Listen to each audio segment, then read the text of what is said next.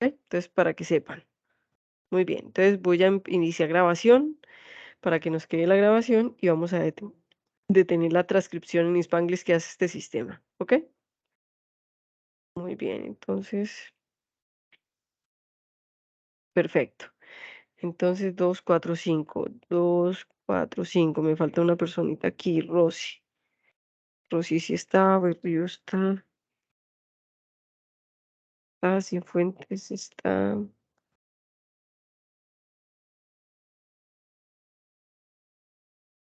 Morales está, sí, y Zapatijuelos también. Ah, acá está, listo, perfecto. Ya tengo todas las que estamos en asistencia. Entonces, en este caso, entonces voy a compartir mi pantalla. Por favor, ustedes, chicas, me hacen el favor y me dicen si ya están viendo mi pantalla. Gracias. Sí, profe, Sí, ya se ve. profe. Se ve. Perfecto, muy bien. Miren, chicos, en este momento estoy en un computador donde yo no tengo acceso. Para tener acceso a la sala, me tocaría hacer esto, ¿cierto? Y tener acceso como al chat. Pero entonces, por favor, miren que hay una compañerita de ustedes que se llama Elizabeth, que no tiene micrófono. Les pido el favor de que si en algún momento Elizabeth me escribe o me quiere preguntar algo, las que tienen micrófono me interrumpan y me digan, profe, Elizabeth está preguntando tal cosa. O si ustedes tienen alguna duda o alguna pregunta, me interrumpan. Como no tenemos micrófono, entonces, por favor, por favor, me interrumpen, ¿ok? ¿Es claro lo que acaba de decir? Sí, profe.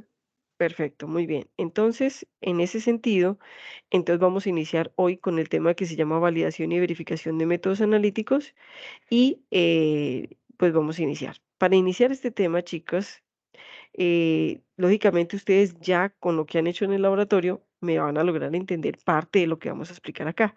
Sin embargo, les pido el favor de que lo que ustedes no entiendan, por favor, me paren, me frenen y me digan, profe, yo quiero entender, yo quiero esto que me expliques de una mejor manera, ¿ok?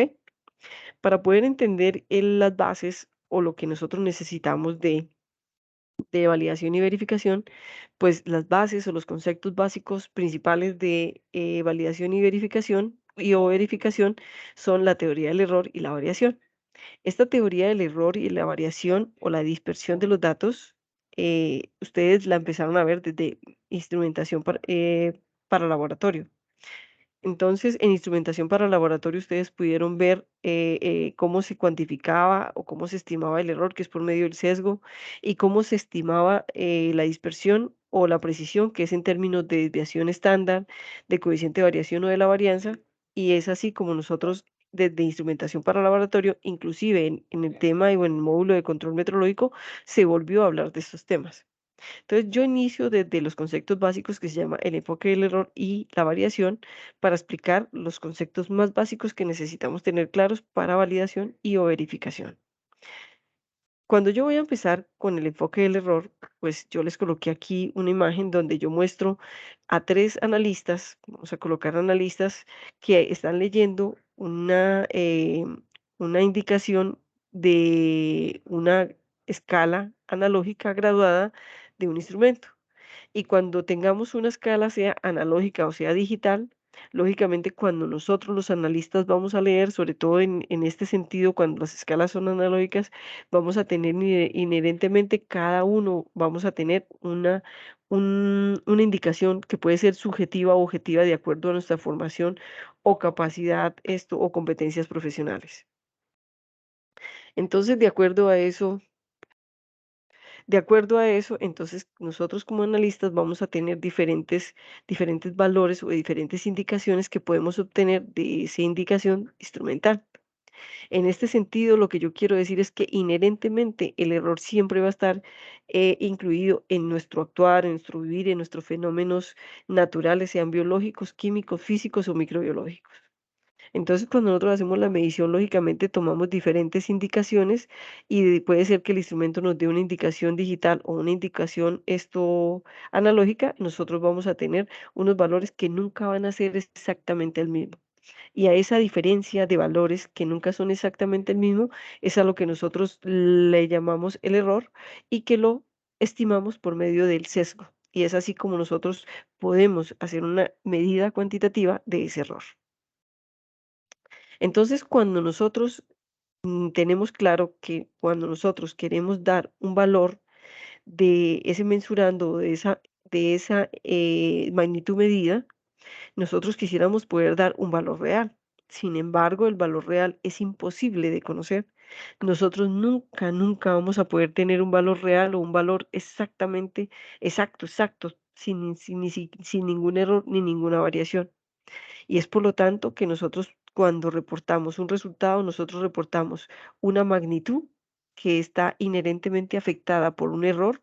Ese error nosotros lo tenemos que declarar y una variabilidad que de aquí en adelante, después de que ustedes vean metrología o instrumentación y metrología, ya no se va a llamar desviación estándar o coeficiente de variación, sino se va a llamar la incertidumbre, porque ustedes van a aprender cómo se estima la incertidumbre. Entonces, ¿hasta aquí hay alguna pregunta, chicas? ¿Hasta aquí hay alguna pregunta? Yo no sé si el chico ya llegó, pero hasta que yo puse la pantalla, el chico no había llegado. Entonces, chicas, ¿tienen alguna pregunta? No, profe, está claro. Perfecto, no, el chico no ha llegado. Entonces podemos seguir. Entonces, eso quiere decir, chicas, que entonces cuando nosotros nos referimos al enfoque del error, recuerden que cuando nosotros reportamos un mensurando, nosotros damos una magnitud más o menos una variabilidad.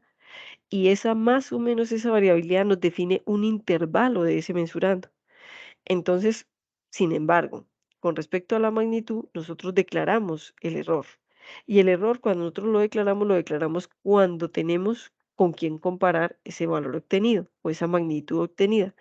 Y ese valor con el cual nosotros comparamos esa magnitud obtenida se llama un valor de referencia, que en metrología nosotros también conocemos como valor verdadero del mensurando o valor de referencia o valor convencional, y se llama valor convencional porque muchos de esos valores son escogidos o son acordados por reuniones de comité de organismos internacionales y se llaman acuerdos internacionales o globales por medio de los cuales ese valor se utiliza a nivel global y es un valor por convención, es decir, un valor el cual yo no tengo que pelear, con el cual yo no tengo, sino que tengo que aceptar como el valor que fue escogido por la ciencia, por instituciones académicas y que por convención, así como se llama, que se hizo en una convención académica y se reformuló y se tomó la decisión de que ese era el valor, entonces se llama un valor convencional, yo lo tengo que tomar como un valor verdadero de ese mensurando que también conocemos y lo llamamos valor de referencia, valor patrón o valor estándar,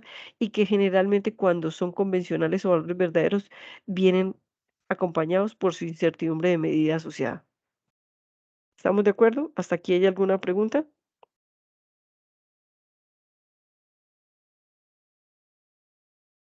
Entonces, de acuerdo a lo que ustedes vieron en metrología o en instrumentación para laboratorio, disculpen chicas, ustedes vieron en la definición del BIN sobre un valor de referencia o un valor estándar o un valor patrón.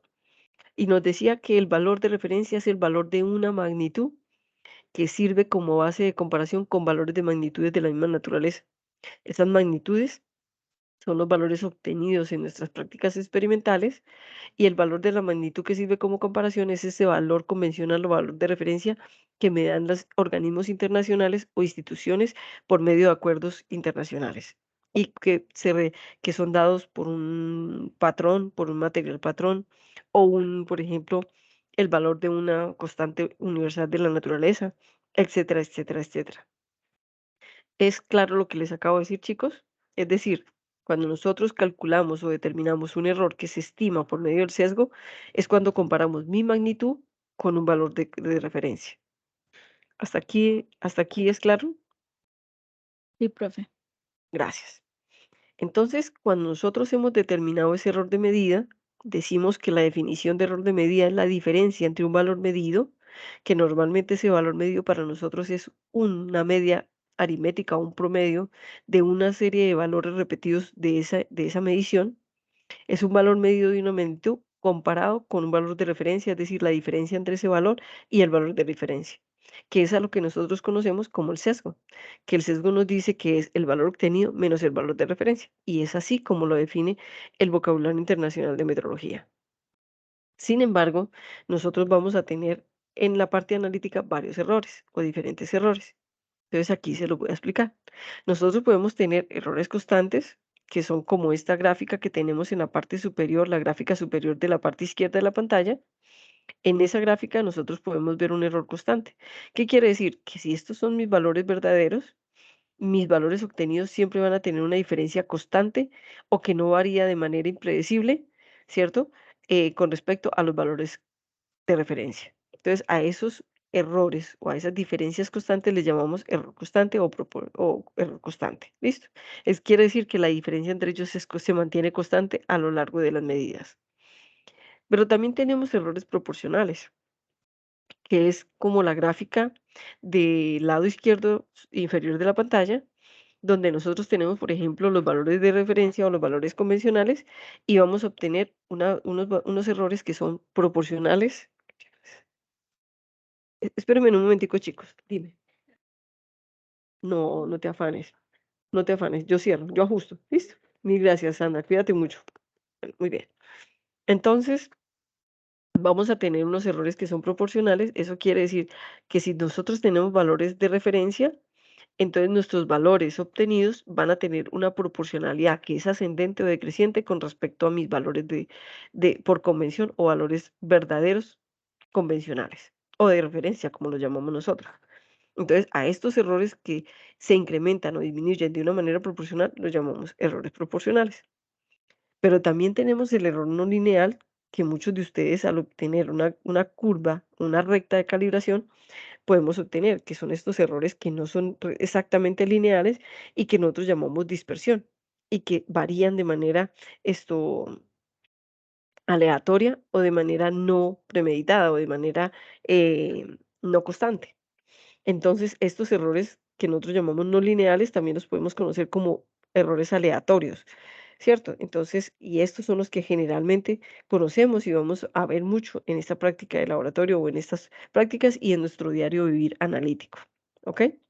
Más sin embargo, en esos errores no lineales o aleatorios también podríamos tener errores groseros o equivocaciones, que son aquellas indicaciones o respuestas instrumentales que obtenemos a veces porque hemos hecho o hemos tenido situaciones en las que no debemos caer cuando tenemos una parte analítica. Por ejemplo, hombre, que yo estaba preparando mis soluciones estándar o mis soluciones patrón o mis soluciones madre y en ese momento recibí una llamada y ¡pum! Me equivoqué. Entonces, estos errores groseros son no deseables, no deberían existir y se llaman equivocaciones. Y siempre y cuando yo encuentre la equivocación o la raíz causa de ese error, yo puedo decir que ese dato no se toma en cuenta. Siempre y cuando yo pueda justificar que eso fue un error y pueda declararlo y pueda sustentarlo. ¿Quedó claro, chicos? Chicas, hasta este punto es claro lo que les he dicho. Sí, profe. Perfecto. Entonces, cuando nosotros vamos a expresar los errores, lo podemos hacer de manera absoluta, que se hace por la estimación del sesgo, o de manera relativa. Entonces, cuando yo lo hago de manera absoluta, recuerden que lo hacemos de manera, el sesgo está en las unidades de la variable de entrada o de la solución de referencia con la cual hacemos la línea o la linealidad del método, ¿cierto? Y si yo, discúlpenme, y si yo, ujú, espérenme un momentico, chicos, voy a hacer esto, que no sé por qué no me deja ver esto, las herramientas de PowerPoint, discúlpenme.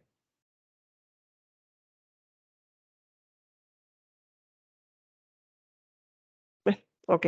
Entonces el sesgo, que cuando nosotros, chicas, si ustedes recuerdan, desde instrumentación para laboratorio, inclusive para control metrológico, determinamos que dentro de los conceptos el sesgo es cuando nosotros calculamos el valor obtenido, ojo, escuchen, el valor experimental obtenido menos el valor de referencia. Y a esto le llamamos el sesgo y el sesgo puede ser positivo o negativo, pero es la forma absoluta de expresar cuantitativamente el sesgo.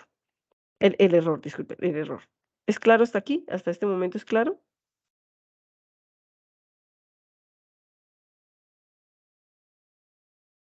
Ahora, Sí, también profe. tenemos, gracias, también tenemos la forma relativa de expresar los errores. Y la forma relativa es que yo cojo este mismo sesgo y lo comparo o lo divido sobre el valor de referencia o el valor nominal y a eso lo multiplicamos por 100 y se llama error porcentual o error relativo. Yo les dejo la pregunta para que ustedes se analicen, se la respondan y digan cuándo para mí es importante obtener mi error como un sesgo, es decir, error absoluto, o cuando para mí es importante obtener el error en forma relativa, es decir, en unidades porcentuales. Listo, entonces quiero que ustedes lo piensen y lo analicen. Muy bien, entonces, como ya vimos los conceptos de error y variación, que son desviación estándar, coeficiente de variación y varianza, entonces vamos a empezar con el tema que nos trae aquí a la clase, y es validación, verificación, validación y o verificación de métodos analíticos. ¿Quedó claro, chicos? Y que ustedes muchas de las cosas que voy a explicar en esta clase, lógicamente ya me la van a entender mucho, porque ya estuvimos en el laboratorio y ya parte de lo que yo voy a explicar aquí ya lo han hecho. Esa es una ventaja de que ustedes, digamos, ya hayan podido estar en esas prácticas del laboratorio antes de que llegara esta clase. Entonces, vamos a empezar, y este mismo concepto lo tienen ustedes en la guía de laboratorio, donde teníamos que la validación o verificación de métodos analíticos, ¿cierto? No todos los métodos se validan, no todos los métodos se verifican. Eso depende del tipo de método, ¿cierto? Entonces, la validación es la confirmación. Ojo, escuchen, miren, esto lo dice la norma NTC ISO 17095-2017. Nos dice que la validación o verificación de un método es la confirmación por medio de obtener datos experimentales, ¿cierto? De ese mismo método, y asegurar los parámetros metrológicos de desempeño, que ya los vamos, eso es lo que busca una validación, asegurar que los parámetros metrológicos de desempeño cumplan, ojo, escúchenme, cumplan con los requisitos metrológicos específicos de uso previsto de aplicación. ¿Qué quiere decir? Hombre, que yo por medio de la validación voy a obtener unos datos analíticos, con esos datos analíticos voy a determinar los parámetros de desempeño del método, y esos datos y esos parámetros de desempeño son la evidencia objetiva que yo le muestro a mi jefe, a mi cliente, a mi auditor, a un acreditador. Son evidencia objetiva de que mi método sí cumple con los requisitos metrológicos. Recuerden de control metrológico que nosotros tenemos requisitos metrológicos 4, son los normativos, como las normas que ustedes están viendo aquí, los legales, que son leyes o resoluciones dadas por instituciones gubernamentales regionales de cada país o de cada región, ¿cierto?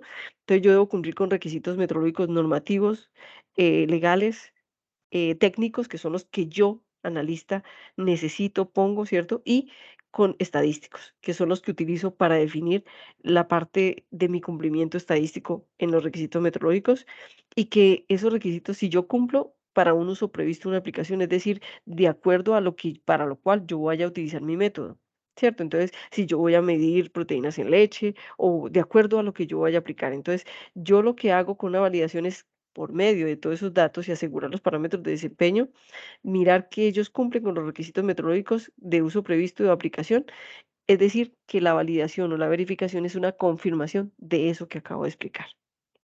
Es decir, yo estoy confirmando por medio de esos datos y por medio de esos resultados que mi método sí cumple para lo que yo necesito, sí me sirve para lo que yo necesito. ¿Es claro, chicos? ¿Es claro, chicas? ¿Es claro para Sí, ustedes lo que profe. acabo de decir? Ah, compañerito, llegaste. Te voy a colocar asistencia. ¿Listo? Muy bien. Listo, profe. Entonces, eso quiere decir que cuando hacemos una validación o verificación, entonces dice, en NTC 15189, que son laboratorios clínicos, pero que incluye los laboratorios de ensayo, dice, los laboratorios de ensayo industriales, científicos y clínicos deben seleccionar, validar y o verificar los procedimientos analíticos para confirmar que los puede usar. Escuchen, usar antes de ser introducidos en la rutina de trabajo. ¿Qué quiere decir? Hombre, sencillo, la norma NTC 15189 me está diciendo que antes de usar un método yo tengo que validarlo y verificarlo para saber que me sirve. Así de sencillo. Entonces, la norma me dice, debe seleccionar, validar y verificar que cumple, que el procedimiento analítico sí sirve y sí puede ser introducido en la rutina de trabajo. Entonces, la validación y o verificación, según sea el caso, ¿cierto? No todos los métodos se validan, no todos los métodos se verifican, incluye la determinación de los parámetros de desempeño del método. Lo vamos a hacer en este módulo y en el laboratorio práctico. Entonces, incluye la determinación de los parámetros de desempeño de acuerdo con la actitud de uso, es decir, ¿para qué me sirve? ¿Yo para qué lo necesito?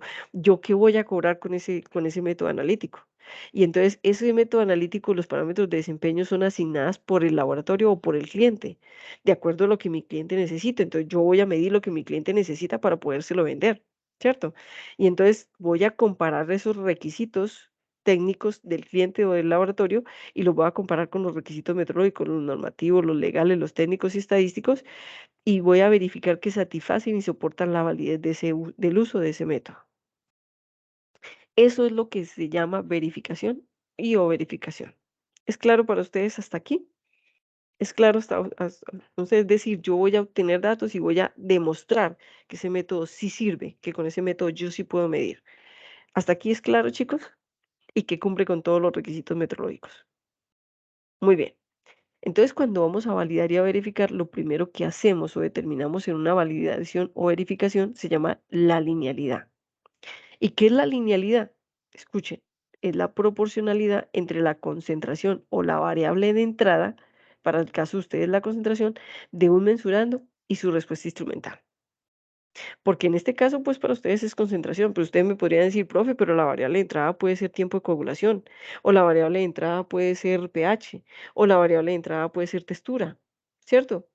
Entonces yo puedo introducir cualquier variable de entrada y ella debe ser proporcional a su respuesta. ¿Qué quiere decir?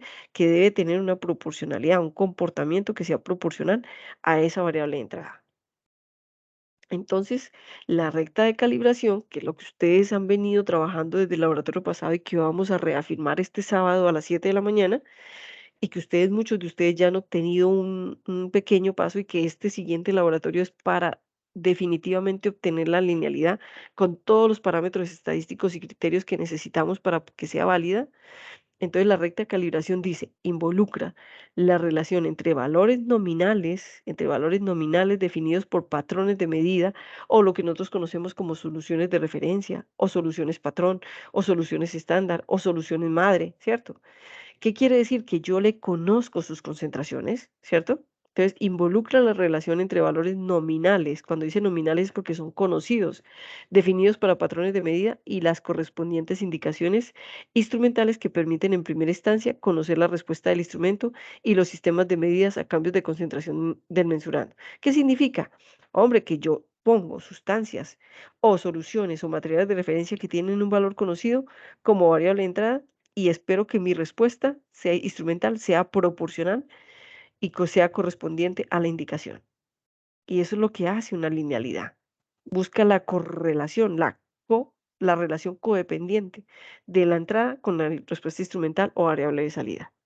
Y dice, y en segunda instancia, esta relación permite establecer valores a partir de las indicaciones arrojadas por la medición. ¿Qué significa? Que después de obtenida esta linealidad, pues yo puedo utilizar esta curva para meter una muestra y obtener una concentración. Hombre, que cojo la respuesta instrumental y que me da la muestra y despejo la concentración o la X, que es la variable de entrada, y con eso ya puedo establecer valores de muestras diferentes a las de la solución estándar, soluciones patrón o la solución ideal. ¿Estamos de acuerdo, chicos? ¿Hasta aquí vamos bien?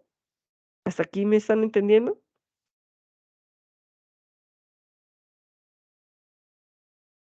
Muy bien. ¿Qué me permite una recta de calibración, una curva de calibración? Primero, pues me permite confirmar la relación. Es decir, hombre, si yo veo que mi curva de calibración es lineal y que esa R y R cuadrado son los criterios que yo necesito obtener, pues yo, hombre, estoy verificando, estoy midiendo que ella sí cumple con esa relación entre la variable de entrada y la respuesta instrumental. Con la recta calibración yo puedo demostrar que el intervalo de trabajo es compatible con el intervalo del alcance del método. Hombre, muy bien. Yo necesito, por ejemplo, disculpen, yo necesito medir algo que va entre 10 y 50 miligramos sobre decilitro, como esta curva que está acá, esa recta que está acá. Entonces, hombre, ella me permite, miren lo que dice acá, disculpen, ella me permite demostrar que el intervalo de trabajo es compatible con el intervalo de medición del método. Entonces, hombre, si mi intervalo de trabajo está en este rango, entonces quiere decir que yo puedo medir ahí.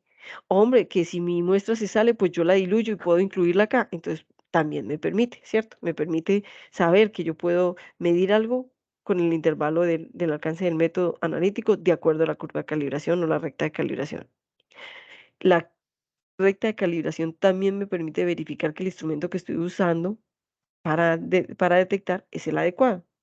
Entonces, claro, en el momento en el que yo obtengo una recta de calibración, yo estoy viendo que la respuesta instrumental tiene una relación totalmente manejable o controlable y que por lo tanto ese instrumento sí es adecuado para hacer esa medición. Puede ser que el instrumento sea el que nos sirve. Entonces, la curva de calibración también me lo va a mostrar. La recta calibración también me permite conocer el intervalo del método. Entonces, en ese caso, vamos entonces a este tipo donde nosotros entendemos que hay concentraciones muy mínimas, ¿cierto? Que se acercan a cero y hay concentraciones máximas a las cuales mi recta de calibración no va a tener una linealidad o una correlación. Ya lo vamos a ver más adelante. Eso me permite conocer el intervalo del método, que nosotros vamos a conocerlo no en esta práctica que viene este sábado, sino de este sábado en 8 y lo vamos a conocer como límite de cuantificación o límite y límite de linealidad. Y esos dos límites determinan el intervalo de medición o el intervalo del método.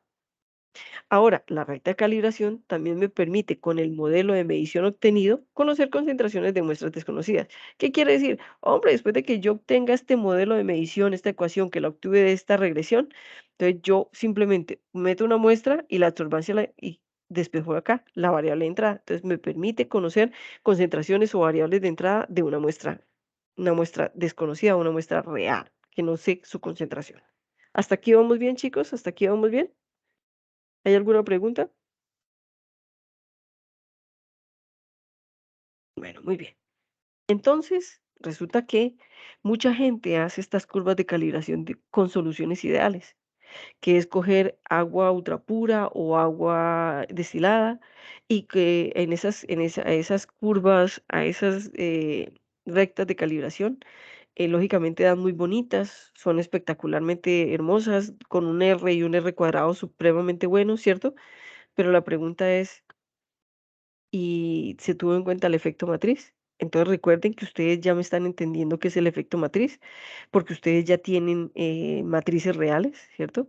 Y entonces en la matriz real yo voy a tener muestras reales, que esa muestra real no es ideal como una muestra en agua, ¿cierto? Como un analito en agua.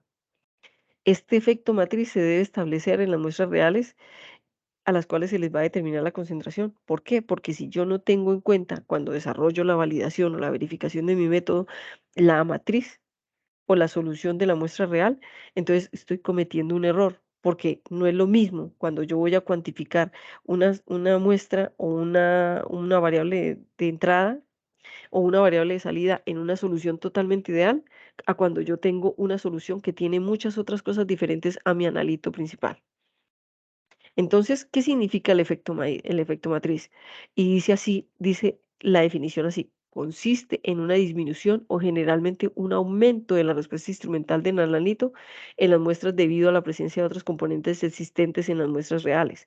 Lógicamente, chicos, si ustedes ven esta imagen o si recuerdan las muestras reales de ustedes, ustedes van a entender que no es lo mismo tener una solución ideal del analito que yo quiero cuantificar en agua, que es transparente o que se ve igual al agua, a cuando yo tengo leche o tengo un jugo o tengo microalgas, ¿cierto? Un cultivo de microalgas, entonces no es lo mismo, porque lógicamente las muestras reales van a tener otros componentes que van a interferir o que van a aumentar. Y la gente me dice, consiste en una disminución, aunque ustedes no lo crean en el laboratorio de este semestre, ya una muestra real nos mostró disminución en vez de aumento. Entonces, ella va disminuyendo a medida que la variable de entrada aumenta. Entonces, pero generalmente es un aumento. Entonces, ¿por qué? Porque el color, como ustedes conocen la ley de Beer, a mayor color, mayor absorbancia, mayor concentración. Entonces, como generalmente mis muestras reales tienen un color inherente a la naturaleza, entonces ellas generalmente aumentan la respuesta instrumental, no la disminuyen. Entonces, ¿qué quiere decir el efecto matriz? Yo con el efecto matriz relaciono las posibles interferencias que puedan tener las diferentes sustancias o componentes que tenga mi muestra real, que generalmente aumentan, pero que también pueden disminuir, o simplemente es una muestra que no se puede analizar por el método analítico que yo tengo para medir. Entonces, a esas A esas muestras yo tengo que reconocerles. Primero, ajustarles. Segundo, entender cómo lo tengo que diluir para poderlo trabajar. Y así mismo voy a trabajar las muestras reales, ¿cierto? Después de haber hecho la validación. Inherentemente tengo que ver si la reacción química no interfiere con otros componentes de la muestra real. Y aparte de eso, tengo que mirar si tengo que hacer pretratamientos, es decir, centrifugar, filtrar, ¿cierto? Para obtener realmente lo que yo necesito cuantificar de una manera más pura o menos contaminada. Y que cuando yo haga una cuantificación, mi muestra o el valor que yo le asigné a esa muestra no sea equivocada. ¿Hasta aquí vamos bien, chicos? ¿Me han entendido? Muy bien. Entonces, chicos, cuando yo tengo y estoy acostumbrado a lo que me han enseñado generalmente muchos docentes o muchas personas, de que yo cojo una solución ideal, entonces cojo glucosa en agua y hago una curva, hago una serie de unas diluciones de esa solución estándar o solución madre a unas concentraciones definidas, y entonces hago una curva de calibración y ¡voilà! Obtuve una curva de calibración perfecta. Entonces, teóricamente se dice que la señal instrumental es solamente producida por el analito de interés, pero eso nunca es verdad. O sea, eso es verdad hasta que yo demuestre por medio de una validación o verificación que eso es correcto. Entonces, cuando yo hago por medio de una validación y verificación una curva de linealidad con el efecto matriz, yo debo establecer que realmente esa señal se debe solamente al analito de interés y no se debe a las interferentes o a las componentes que tiene mi muestra real. Porque si yo no hago un efecto matriz o hago un análisis del efecto matriz, entonces en mi curva de calibración o en mi procedimiento, todo lo que yo reporte puede ser incorrecto. Hombre, que a mí yo puedo pensar que es correcto, que es ideal, que es muy bonito, pero no necesariamente estoy entregando un mensurando correcto. Entonces, la forma, chicos, escúchenme, la forma de establecer el efecto matriz en una validación o verificación se puede hacer de 3 formas y son las que ustedes tienen acá. Se las voy a nombrar y es usando un patrón interno que tenga una señal instrumental igual o muy similar a la muestra real, ya se las voy a explicar.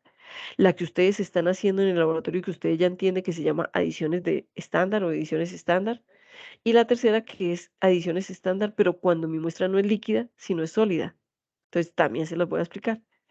Yo, chicos, no les voy a explicar ni la primera ni la tercera, ¿cierto? Pero se las voy a definir.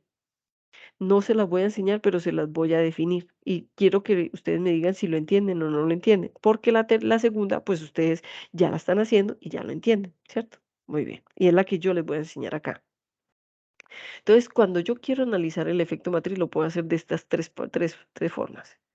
Chicos, escúchenme. Les voy a explicar la primera, usando un patrón interno que tenga una señal instrumental igual o muy similar a la muestra real. ¿Qué quiere decir, muchachos? Que hay métodos comerciales, métodos analíticos que ya venden proveedores comerciales y esos proveedores comerciales ya tienen desarrolladas sustancias que se conocen como patrones internos o patrones del método, y esos patrones internos tienen una señal instrumental igual o se comportan muy similar a la muestra real en el método analítico. Entonces, por ejemplo, les voy a contar. Algunos métodos de análisis de agua, ¿cierto?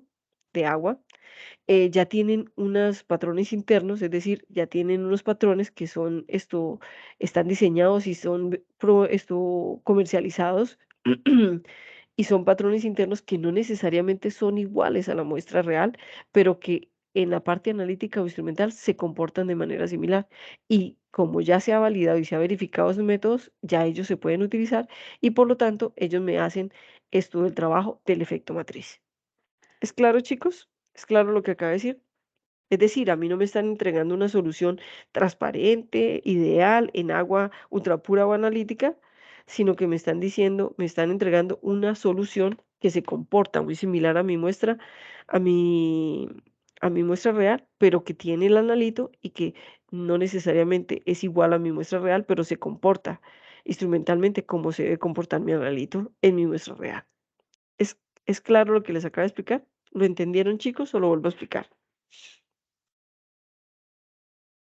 ¿Es claro? Sí, profe. Perfecto. La otra forma de analizar el efecto matriz Se llama por adiciones estándar. Lo voy a explicar ahorita más adelante, pero ustedes ya lo están haciendo y ya lo están entendiendo y por lo tanto lo vamos a terminar de entender acá si es que tienen alguna duda. Y la siguiente, la tercera, se llama adiciones estándar de muestra sólida.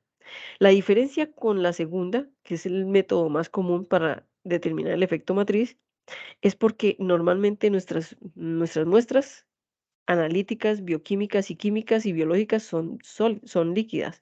O muchas veces yo para analizar una matriz, yo la diluyo y hago soluciones de concentración conocida, entonces vuelvo que mi muestra es líquida.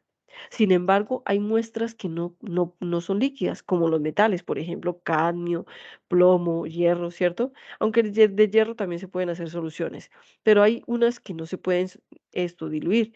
Entonces, de esas se utiliza muestra sólida, pero se aplica de una manera muy similar a la muestra líquida. ¿Qué quiere decir? Aquí nuestra muestra no va a ser una concentración, no va a ser dada en una concentración, sino va a ser dada en una masa. ¿Eso qué quiere decir? Que yo desarrollo la curva de calibración adicionándole una parte de muestra sólida igual en todos los tubos, así como se hace con las muestras líquidas, pero cuando voy a terminar, mi respuesta no va a ser una concentración, sino va a ser una masa. Masa, porque mi muestra es sólida, no es líquida. ¿Es claro, chicos? ¿Es claro? ¿O hay alguna pregunta? Muy bien, entonces, como lo que vamos a hacer aquí es adiciones estándar, pues entonces vamos a explicar adiciones estándar, qué es lo que ustedes están haciendo en el laboratorio y qué es lo que vamos a hacer y qué es el procedimiento más común. Chicos, ¿por qué es adiciones estándar es el procedimiento más común? Aunque ya hay patrones internos disponibles a nivel comercial, ¿cierto? Muchos de los métodos analíticos, sobre todo a nivel industrial y a nivel biotecnológico, a nivel ambiental, no están disponibles. Entonces, este adiciones estándar se usa cuando se quiere establecer el efecto matriz y no es fácil encontrar un patrón interno analítico comercial o definido o convencional. Acá les hago la aclaración, chicos, de que los métodos normalizados, ya muchos de ellos tienen disponibles a nivel comercial patrones internos. ¿Eso qué quiere decir? Hombre, que ya muchas sustancias que yo quiero analizar ya tienen patrones comerciales internos y ya en vez de ponerme a hacer un efecto matriz como lo hacemos en el laboratorio, pues ya utilizo el patrón interno comercial que tienen porque ya está validado para ese método analítico. Pero exactamente, y para lo que ustedes están estudiando, chicos, muchos de los métodos no tienen esas sustancias, patrones internos disponibles comercialmente. Entonces nos toca por adiciones estándar, que es el más común de todos los métodos para definir el efecto matriz. Pero es muy fácil porque yo cojo la muestra real y a todos los tubos de las diluciones hechas a partir de la solución ideal o la solución patrón o solución madre o solución estándar o solución de referencia, esas diluciones las contamino o les adiciono una proporción igual en todos los tubos de esa solución, de esa muestra real, a una dilución adecuada, de manera tal que yo tenga el efecto matriz, pero que no me interfiera en mi método analítico. Y que ustedes ya lo han hecho y que ya lo hicieron en una dilución adecuada y cogieron una cantidad exacta y eso fue lo que le aplicaron. ¿Hasta aquí es correcto? ¿Hasta aquí me entienden, chicos? ¿O es muy difícil? ¿Alguna pregunta? ¿Alguna pregunta? Muy bien. Entonces resulta que cuando nosotros ya hemos incluido el efecto matriz y ya hemos definido ese efecto y ya podemos obtener una linealidad, entonces la idea es obtener esa linealidad. Y cuando nosotros obtenemos la linealidad, vamos a obtener estos dos casos. O podemos obtener una curva que siempre se mantenga lineal, no importa que no toque el cero, pero también podemos obtener aquellas curvas que se comportan lineales desde que tocan el cero o cercanos a valores cercanos al cero, pero que llega a un punto donde pierden la linealidad y este es el caso común, el caso más real. Esto es lo más ideal y esto es lo más real. Pero también vamos a tener métodos que no necesariamente tienen linealidad, sino que como ustedes lo ven acá, este límite de cuantificación y detección, no, lógicamente no es del todo muy cercano al cero, sino que toca quitar ese cero para poder obtener esa linealidad. ¿Hasta aquí es claro? Entonces, con esa linealidad, nosotros, escúchenme, con esa linealidad, nosotros podemos evaluar el intervalo de trabajo. No solamente el intervalo de trabajo del instrumento, que debe tener la capacidad del intervalo de trabajo de mi método, porque si no, no me sirve, ¿cierto? Sino que me permite evaluar el intervalo de trabajo del método analítico que yo estoy usando. Entonces, ¿cómo se hace? Escúchenme. Nosotros obtenemos esa linealidad, que es lo que ustedes están obteniendo en el laboratorio, y esa linealidad me va a indicar esa proporcionalidad o esa relación entre la variable de entrada y la variable de salida. Sin embargo, de esa linealidad, pues yo obtengo muchos valores, entre esos el límite de linealidad. ¿Qué significa? Hombre, esta siempre me va a dar el valor máximo porque sostiene el límite de linealidad hasta el valor máximo que yo evalué. Entonces, ese valor se sostiene como el límite de la linealidad porque fue el valor mayor que yo evalué. Pero, hombre, si yo veo que ella sigue creciendo, yo puedo evaluar otro valor de referencia más alto. Sí, si yo lo quisiera hacer, lo podría hacer y podría verificar si pierde o no pierde la linealidad o si la sostiene. ¿Estamos de acuerdo?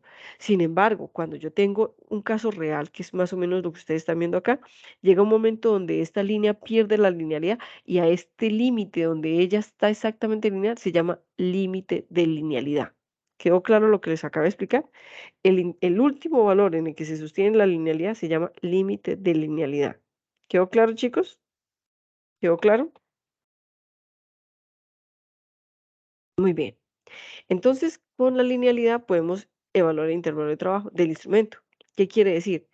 Debemos estudiar patrones de calibración, escúchenme, soluciones estándar, con un alcance de concentración, discúlpenme, que sobrepase el intervalo esperado en más o menos 10% o 20%.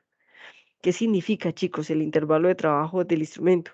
Significa que si yo necesito medir de 1 a 100 miligramos por decilitro, el intervalo de la curva de calibración que mide el instrumento debe estar más o menos 20% o 10% por encima de estos valores, o por debajo de este valor, o por encima de este valor. ¿Qué quiere decir? Indica que yo debo poder medir desde 0.8, que es el 20% por debajo de 1, hasta 120, que es el 20% por encima de 100. Y si el instrumento me permite esto, quiere decir que el método está inherentemente dentro de esa curva de calibración. Entonces, me permite eh, determinar que sí cumple con el instrumento, con el intervalo de trabajo, pero el instrumento, no el método, sino el instrumento. ¿Listo? ¿Alguna pregunta? Ahora, también me permite evaluar el intervalo de trabajo del método. ¿Qué quiere decir? Yo debo evaluar blancos cercanos al cero que me permitan encontrar valores, estos valores aquí cercanitos al cero, si son lineales, si no son lineales, y también muestras de diferentes concentraciones como ustedes lo hicieron en el laboratorio, que ustedes ya lo hicieron, con concentraciones conocidas, ¿cierto? Ascendentes o descendentes de la solución patrón o de la solución estándar, en todo el intervalo de interés. ¿Qué significa el intervalo de interés? Hombre, que si yo quiero medir proteína en leche, entonces yo voy y miro que realmente sí me cubra el intervalo de proteínas en leche. Entonces, que yo sí pueda calcular con ella intervalos, ¿cierto? De intervalos de proteínas en leche. Es decir, que si la proteína en leche es hasta 7.8, entonces ese método sea capaz de cuantificarme 7.8 y hasta un poquito más. Entonces, en todo el intervalo de interés. El instrumento debe ser calibrado y se deben utilizar el procedimiento de medición. Lógicamente, se sigue el método de medición. Ahora, de la linealidad, pues yo voy a obtener muchos datos. Voy a tener el límite de detección, el límite de cuantificación, el límite crítico, el límite de linealidad, la sensibilidad, ¿cierto? Las interferencias, entre otras cosas. ¿Hay alguna pregunta, chicos? Hasta este momento, ¿hay alguna pregunta?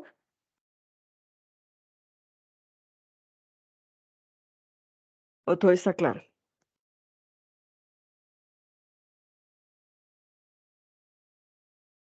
Bueno, muy bien.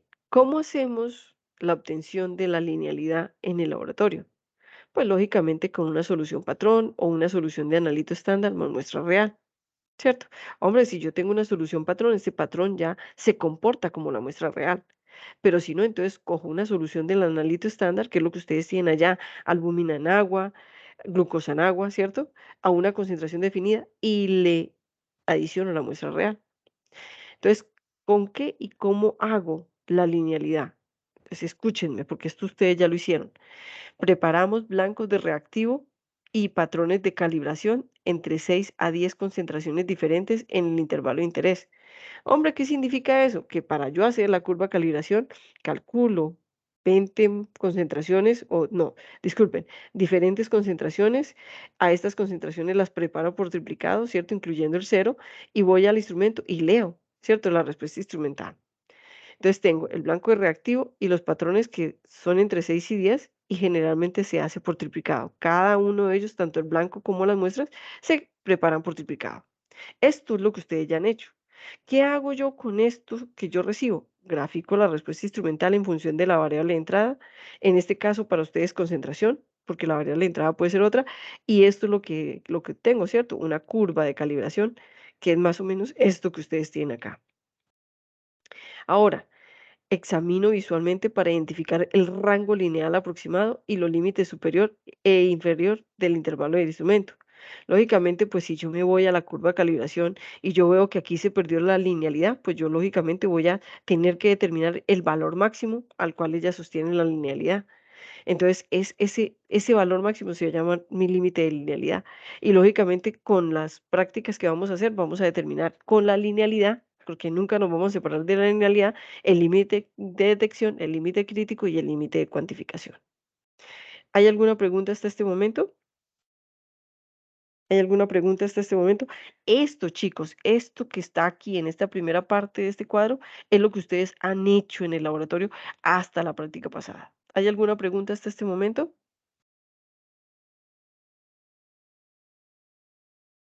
Entonces, ya viene lo que vamos a hacer el sábado, ¿cierto? Que es ya obtener la curva de calibración con unos parámetros y unos criterios estadísticos que son definidos. Entonces, ¿cómo la preparamos y cómo lo hacemos? Lógicamente, volvemos y hacemos lo mismo que la práctica pasada.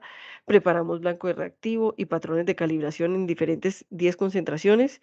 En el intervalo lineal lo hacemos por triplicado. Y lógicamente nos vamos, leemos esas concentraciones, la respuesta instrumental y graficamos esa respuesta instrumental en función de la variable de entrada, que en el caso de ustedes es concentración. ¿Para obtener qué? Para obtener pues la curva de calibración, ¿cierto? O la recta de calibración. Cuando ya obtenemos esa recta de calibración, pues lógicamente vamos a examinar visualmente. Miren, como si tuviéramos esta gráfica, examinamos visualmente los puntos obtenidos en esa curva de calibración. Entonces dice, examinar visualmente para determinar valores atípicos. Me voy a devolver. Hombre, pues si yo tengo esta curva y yo veo este valor por acá, yo puedo decir que este es un valor atípico o un valor en inglés se llama outlier, ¿cierto? Estos valores atípicos outlier yo tengo que saber trabajarlos. ¿Estamos de acuerdo? Tengo que saber trabajarlos. ¿Es correcto o no es correcto, chicos? Entonces yo puedo decir, hombre, fue que yo me equivoqué y entonces te puedo sustentar que me equivoqué, no lo vuelvo a hacer, no lo vuelvo a cometer, ya sé que no lo puedo volver a hacer, pero yo puedo sustentar que lo puedo sacar porque es un dato atípico, no pertenece a la curva. Me equivoqué y no pertenece. Pero si no, yo debo tener un procedimiento por el cual yo pueda decir que ese dato debe ser retirado de ahí. Entonces, primero examino visualmente para determinar valores atípicos o outliers y en este caso, ya vamos a calcular las estadísticas de regresión. ¿Qué significa la estadística de regresión? Pues con esta respuesta vamos a calcular esta ecuación y con esta ecuación vamos a tener la pendiente, el intersecto y el coeficiente de correlación que es R o el coeficiente de determinación que es este que ustedes ven acá que se llama R cuadrado, que son diferentes el coeficiente de determinación y el coeficiente de determinación. Son diferentes y sirven para cosas diferentes. ¿Quedó claro? Entonces yo ya obtengo eso por medio de la ecuación y entonces lo siguiente que puedo hacer es calcular y graficar los residuales. Ya les voy a explicar cómo se grafica. ¿Qué significan los residuales? Escuchen, diferencia entre lo observado y el calculado pronosticado por la ecuación, el cual no debe mostrar ninguna tendencia. ¿Qué quiere decir? Escúchenme, les voy a explicar qué es una gráfica de residuales. Me voy a volver un poco. Ustedes tienen esta gráfica de la derecha.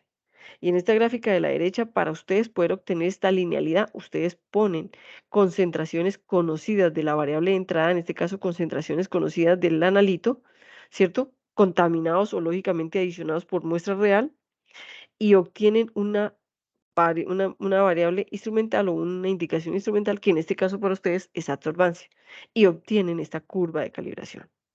¿Qué significan los residuales? Chicos, pues que vamos a hacer una gráfica muy similar, aquí teniendo los valores nominales o valores de la solución estándar preparados, pero aquí en vez de colocar la respuesta absorbancia o la respuesta instrumental, vamos a colocar las concentraciones obtenidas, escuchen, las concentraciones obtenidas con las absorbancias obtenidas de la ecuación. Es decir, hombre, voy a poner, discúlpenme, voy a poner esas absorbancias aquí, voy a obtener esta concentración y en vez de colocar absorbancias aquí, voy a colocar concentración y voy a graficar esas concentraciones versus las concentraciones nominales.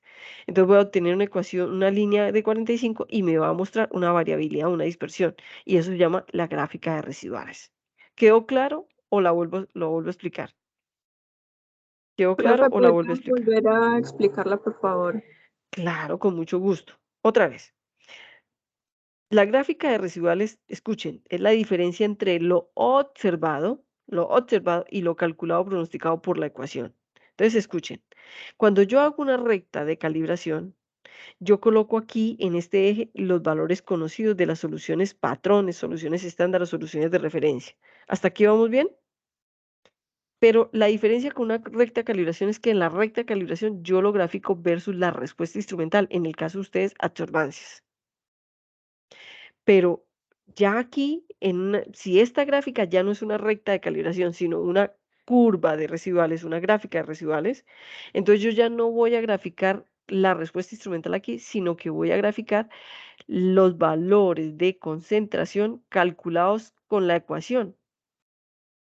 Hombre, pero estos valores de concentración, ¿cómo los calculaste? Con las absorbancias, que son las respuestas instrumentales, pero ya no voy a colocar en este eje las absorbancias, sino voy a colocar aquí las concentraciones obtenidas con esas absorbancias. Y me va a graficar una línea 45 y me va a decir qué tanto se mueven esos valores alrededor de esa línea 45. Y eso se llaman puntos de dispersión. O la forma en que se comporta dispersivamente los datos obtenidos. ¿Quedó claro o no quedó claro, chicos? Sí, profe, gracias. Muy bien. Entonces, eso quiere decir que yo voy a poder analizar la tendencia de esos datos, qué tan alejados están de esa línea de 45, si son muy dispersos, si son un poco dispersos. Disculpen, chicos. Si son imprecisos o son muy precisos. Y escúchenme, dicen acá comentarios importantes. Es peligroso eliminar un valor outlier o atípico sin verificarlo primero utilizando otras mediciones a concentraciones cercanas. ¿Qué quiere decir? Ese comentario lo que quiere decir es que si yo obtengo una curva una recta de calibración, una curva de calibración, y tengo este dato outlier, hombre, lo primero que yo debo decir es, hombre, me equivoqué, voy a volver a calcularlo y lo voy a volver a medir y voy a ubicarlo cerca a la línea o la recta de calibración. ¿Es claro? Lo primero que debo hacer es eso. Lo segundo es que yo no puedo decir, hombre, yo lo voy a eliminar porque sí, sino que yo debo aplicar unos tests, que en este momento solamente les voy a enseñar uno, pero que al final de este módulo vamos a aprender 3 formas de verificar si un dato atípico o un dato outlier, así se llaman en inglés, debe ser quitado o debe ser eliminado de mis datos experimentales. ¿Es claro lo que les acabo de explicar? Entonces, les voy a explicar el test de Dixon. El test de Dixon. Vamos en la 8. Vamos en la 8, no. ¿Y quién dijo que en la 8? Espérenme un momentico. Vamos en la, sí, vamos en la 13. Entonces me voy a ir para el test de Dixon, que eso lo tengo por allá al final.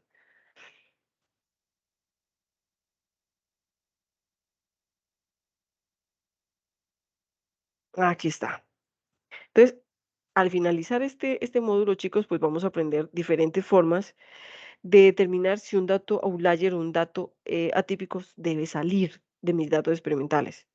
Si el test de Dixon, test de Tukey o test de Groups me dicen que lo debo sacar, entonces yo debo sacarlo. ¿Es correcto? Pero si no, no lo puedo sacar.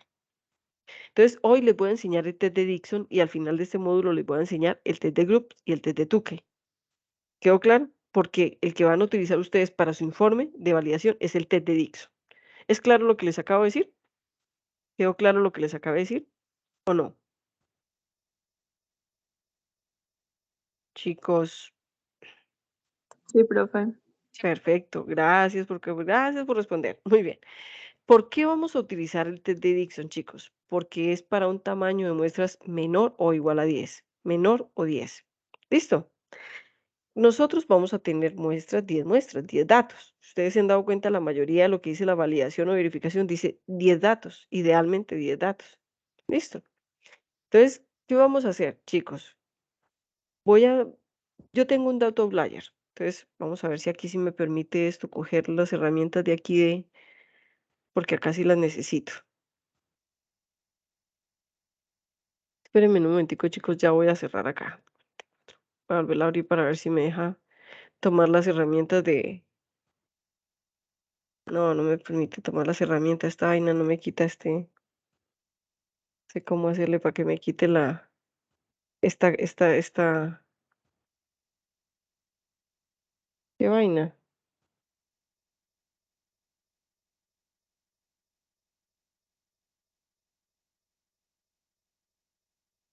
Ah, bueno, sí hay forma. Listo, perfecto. Ya lo encontré. Listo, muy bien. Entonces me voy a ir a la 44, que es el test de Dixon. Listo, muy bien. Entonces, en este caso, pues el test de Dixon es así. Obtengo mi línea correcta de calibración. Listo. Y obtuve un dato outlier que fue como el que les mostré ahorita.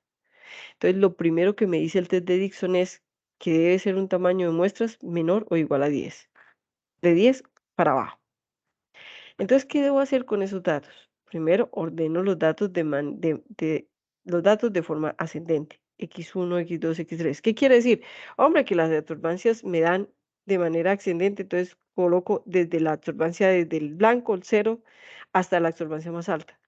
No importa, chicos, el dato que se sale, se altera. Si yo estoy organizándolos de manera ascendente y no hay datos outlier o datos atípicos, todos deben tener el mismo orden de la curva de calibración. Piénselo y verá que sí es así, ya sea indirectamente proporcional o directamente proporcional.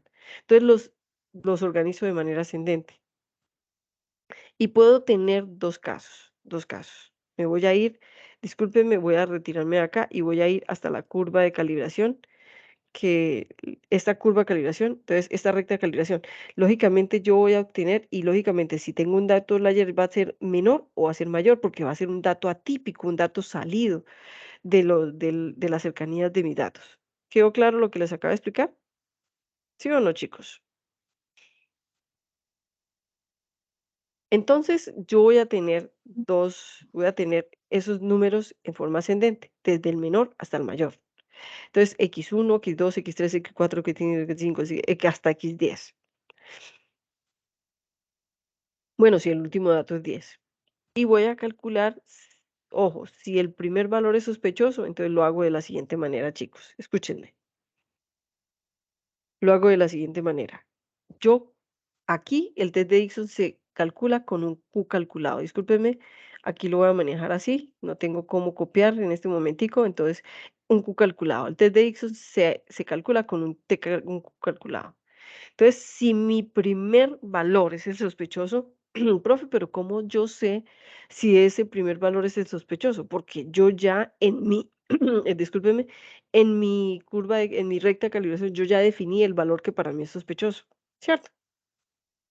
Entonces, si el primer valor es el sospechoso, ese Q calculado que yo calculo para el test de Dixon, ese Q calculado debe ser igual, chicos. Ay, discúlpenme. Voy a borrar eso. Discúlpenme, voy a borrar esta línea. Tampoco es que vaya a ser otra cosa distinta, pero por lo menos la voy a hacer un poquito más derechita. Eso. Ese Q calculado es el valor absoluto, chicos, escúchenme, de X1, que va a ser el primero, menos el siguiente valor, que es X2, cierro el valor absoluto, sobre la diferencia entre XN, que es el mayor, menos el valor sospechoso. ¿Qué quiere decir? Escúchenme, miren, escúchenme. Quiere decir que los valores sospechosos van a ser, el valor sospechoso va a ser ese, ¿por qué no me deja? Ah, color del lápiz, sí. Porque no, entonces quiere decir que el valor sospechoso es este que está acá. ¿Lo vieron? Entonces aquí calculo el Q calculado con ese valor sospechoso, porque es el primero. ¿Listo, chicos? ¿Quedó claro? Hasta ahí. Pero si mi valor sospechoso es el último, es decir, XN, ¿cierto? XN. Entonces ya mi Q calculado, escúchenme, ya mi Q calculado va a ser así. Ya mi Q calculado va a ser exactamente así. Q calculado es igual, entonces ya va a ser así. Escúchenme. El valor absoluto de XN, mire el valor sospechoso donde queda, listo. Menos, ya no va a ser el siguiente o el sucesivo, sino va a ser el N menos 1 y valor absoluto. ¿Listo, chicos? Sobre XN menos X1. Listo. Entonces, ese valor sospechoso, discúlpenme, espérenme un momentico, ese valor sospechoso ya quedó acá. Miren, quedó aquí otra vez. Listo. ¿Por qué? Porque es el último. ¿Quedó claro? Si tienen alguna pregunta, me la pueden hacer. Si les sale alguna pregunta, me la pueden hacer. Entonces, dentro de las tablas estadísticas que yo les mandé una tabla de test de Dixon. En esa tabla de test de Dixon van a encontrar un Q crítico. Uno es Q crítico que se entra igual que en la tabla de test student. Hombre, ustedes tienen número de datos, entonces van con ese número de datos, un nivel de confianza de 0,05, buscan y sacan un Q crítico y dice, si el Q que usted calcula es mayor o igual al Q crítico, entonces se considera que ese dato es outlier o es atípico y lo puede retirar. Pero si el test le dice que no, no lo puede retirar, así le afecte. ¿Quedó claro, chicos? ¿Muy difícil? Cuéntenme, ¿lo entendieron o no lo entendieron?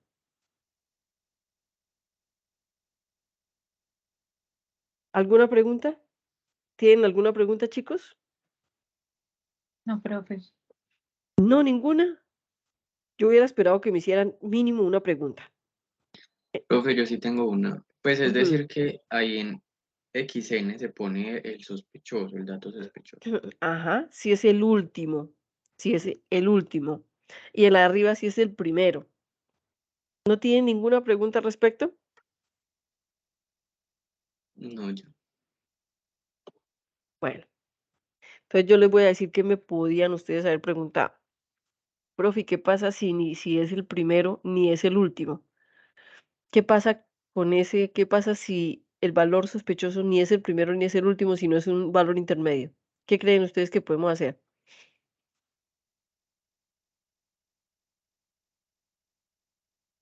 Entonces, si es un intermedio, chicos, escúchenme, si es un valor intermedio, entonces yo aplico esta misma ecuación, pero entonces aquí coloco el número sospechoso y el que voy a colocar aquí es el siguiente. Es el siguiente. Entonces, si es X5, entonces sería X5 menos X6 sobre XN menos X5. Profe, ¿qué es el 4? Entonces, X4 menos X5 sobre XN menos X4. ¿Quedó claro, chicos? ¿Quedó claro? Muchachos. Sí, profe, quedó claro. Perfecto. Muy bien. Entonces voy a salir de aquí. Discúlpenme. Voy a salir de acá, descartar, y me voy a volver. Ya aprendimos test de Dixon. Entonces, así es como ustedes van a verificar si los datos outlier o atípicos que ustedes obtengan se pueden retirar o no se pueden retirar. ¿Quedó claro, chicos? Muy bien. Entonces resulta que ya sabemos que los datos, la curva o la recta calibración nos dan datos estadísticos que son pendiente, eh, pendiente, intersecto y R, ¿cierto? Que es el coeficiente de correlación. Yo les hago una pregunta y acá se los aclaré también a los del otro grupo.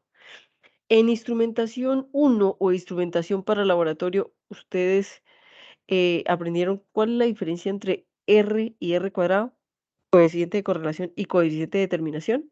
¿Lo tienen claro? ¿Lo tienen claro? No, profe, ¿lo podría volver a repetir, por favor? Claro, total. Yo creo, no sé si se los han dicho, pero yo sí se los voy a enseñar. Y es así. Este señor R se llama coeficiente de correlación y este señor R cuadrado se llama coeficiente de determinación. El coeficiente de correlación es un valor que debe ser mayor o igual a 0,9999. No 0,98, no 0,995, no 0,999. Entonces ustedes van a decir, uy, profe, ¿cómo así? Entonces la curva de calibración que yo necesito para validar un método tiene que ser así de precisa. Entonces yo les digo que sí, que así deben ser los puntos, deben ser muy pegaditos a la línea de calibración o a la línea disculpen, a la línea de recta de calibración, sí, la línea de calibración. ¿Listo? Entonces ustedes van a decir, profe, y si en el laboratorio no lo logramos, pero obtenemos un coeficiente, digamos, no malo, 0,98, 0,97, pero no logramos ese, quiere decir que por el criterio del coeficiente de correlación no se cumple. No se cumple. ¿Es claro? Pero quiere decir que ustedes van a trabajar con ese porque en su vida profesional ustedes van a hacerlo que sí cumpla. ¿Quedó claro, chicos? Muy bien. Entonces, el coeficiente de correlación, chicos, su nombre lo dice, es correlación. Recuerden ustedes que una gráfica, una línea de una recta de calibración es una relación que hay entre la variable de entrada y la salida instrumental.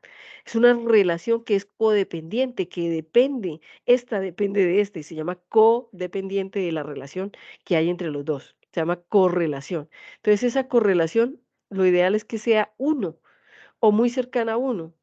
Cuando ese R es muy cercano a 1, quiere decir que sí son correlativos, es decir, que sí se correlacionan, que sí hay una relación de codependencia de la variable dependiente con la variable independiente.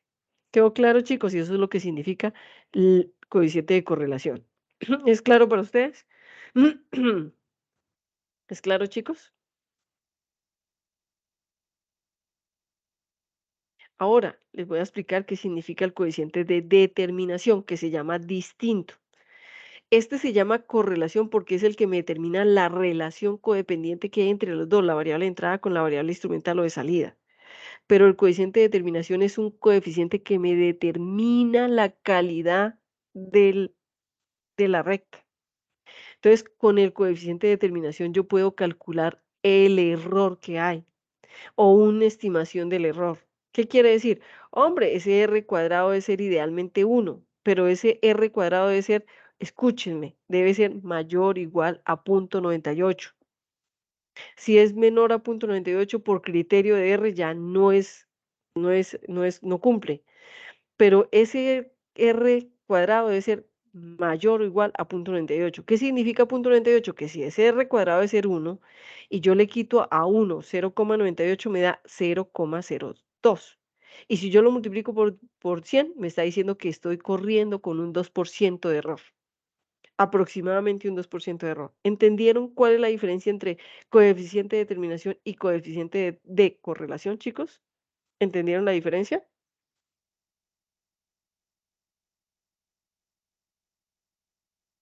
¿Sí o no? Chachos. ¿Sí fue claro o no fue claro? Sí, profe. Perfecto. Entonces, cuando ya tenemos una curva de calibración, que es la clase del sábado que ustedes van a tener de laboratorio o práctica experimental de laboratorio, ustedes van a tener que tomar como criterio el coeficiente de correlación, el coeficiente de determinación y van a adicionar a aplicar una prueba de hipótesis o afirmación que se llama prueba de hipótesis y afirmación para la linealidad del método. Entonces, hoy les voy a enseñar esos criterios y les voy a enseñar la prueba de hipótesis, cómo se aplica o cómo se define. Ustedes ya vieron estadística, ¿cierto que sí? Porque muchos de los chicos de MIA vieron alguna vez estadística y diseño de experimentos conmigo.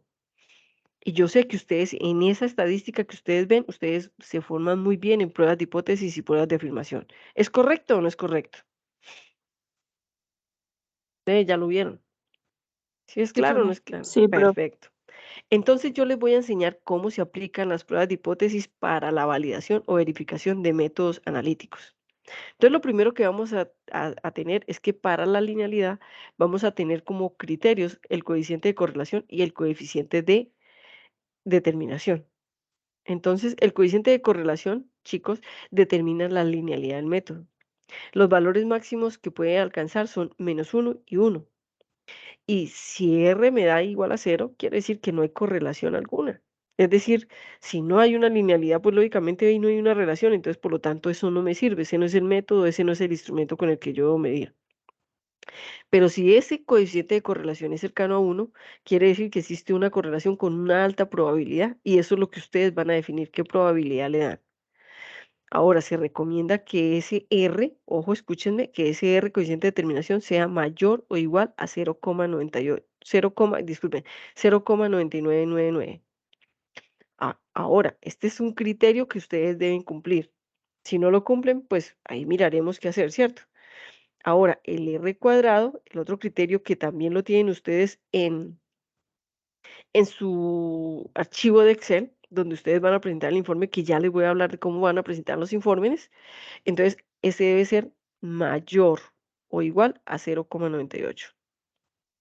Ay, profe, ¿y qué pasa si yo no alcanzo? Discúlpenme ahí que estoy copiando acá. ¿Qué pasa, profe, si yo no tengo un R de 0,09999? No, pues entonces hay que aprender a justificar, pero en su vida profesional usted debe tratar de obtener este valor, de manera tal que si este valor se obtiene, si este valor es esto es lógicamente se obtiene. ¿Es claro, chicos? Muy bien. Entonces, estos son los dos criterios.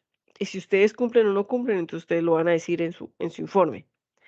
Pero resulta que estos son criterios que ustedes solamente van a decir, cumple, no cumple, ¿cierto? Pero también hay unas pruebas estadísticas o herramientas estadísticas que llaman pruebas de afirmación o pruebas de hipótesis. La prueba de afirmación es una prueba estadística que yo hago para afirmar que una hipótesis que yo hago estadísticamente se puede aceptar.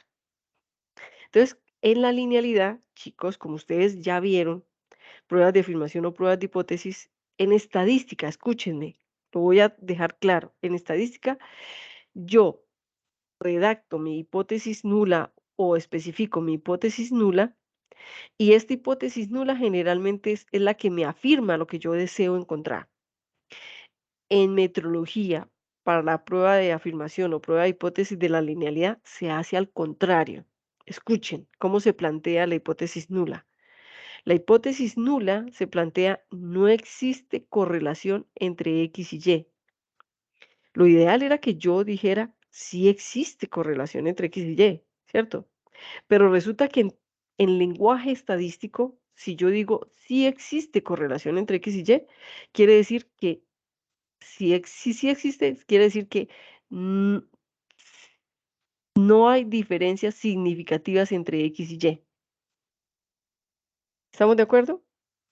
O sea, si yo digo lo contrario a lo que esto en palabras comunes significa no existe correlación, en términos estadísticos quiere decir sí existen diferencias significativas entre X y Y, que significa que sí hay correlación. Entonces, por lo tanto, escúchenme, ¿cómo se redacta? La hipótesis nula se redacta, no existe correlación entre X y Y, que es lo que yo no deseo. ¿Pero por qué? Porque en lenguaje estadístico este no existe, quiere decir que existen diferencias significativas entre X y Y, que es el positivo en estadística. ¿Quedó claro por qué se redacta así? ¿Quedó claro, chicos, por qué lo redactamos así?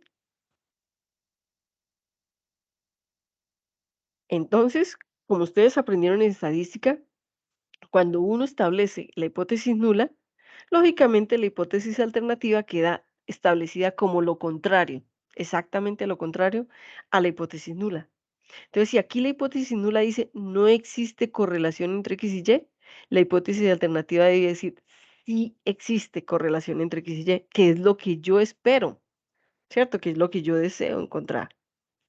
En términos de lenguaje estadístico, esto sería, hay diferencias significativas entre X y la hipótesis alternativa es no existen diferencias significativas entre X y Y. ¿Quedó claro, chicos? ¿Ya entendieron? ¿Quedó claro lo que les acabo de explicar? ¿O se los vuelvo a explicar? Chicos,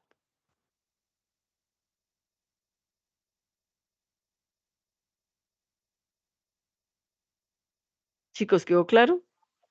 Sí, profe. Profe, sí, Dime, sí está claro. dime. ¿Sí está claro? Listo. Sí, Entonces, Entonces, chicos, ojo, no pierdan de vista que aquí esta hipótesis queda como declarada en forma negativa, pero es porque en términos estadísticos queda positiva. Listo, muy bien. Entonces, quiere decir que yo voy a tener un T calculado, ¿ok? Un T calculado. Ese T calculado, este estimador, que es un T de student, se calcula con esta fórmula que ustedes tienen acá. Entonces, ¿qué hago yo? El valor absoluto del coeficiente de correlación multiplicado por la raíz de n-2, que son los grados de libertad, sobre la raíz de 1 menos el coeficiente de determinación.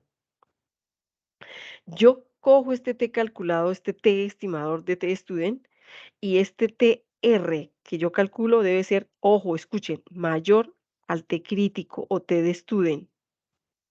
¿Qué es el T crítico? Ah, chicos, el que yo saco de la tabla de T student. Me voy a ir de acá. Discúlpenme que cuando yo hago esto, me toca descartar todos los rayados que yo hago. ¿Listo? Entonces me voy para la tabla de T student que yo se las mandé a ustedes en los anexos. Entonces yo digo, ah, bueno, los grados de libertad son 10 datos, como tengo X y Y son 8, entonces 8 me voy con un 95% dos colas y me dice que es 1.859548. Listo. Entonces me devuelvo otra vez, me devuelvo, 13, 14, 13, acá sí, es este. Listo. Entonces, si ese T es mayor, escuchen, voy a volverme acá y voy a volver a colocar el puntero, ¿cierto? Si es el puntero, es que no me acuerdo cómo es.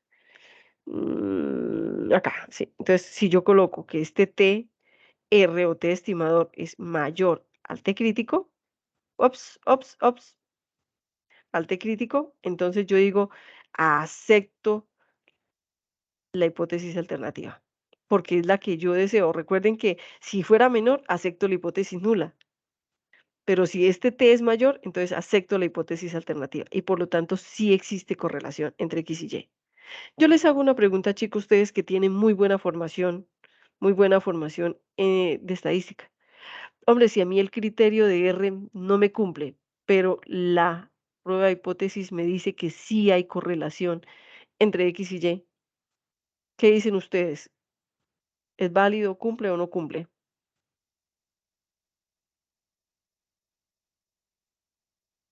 ¿Y por qué?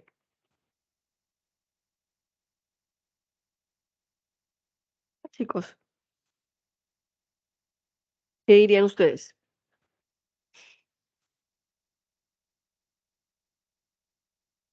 ¿Ah?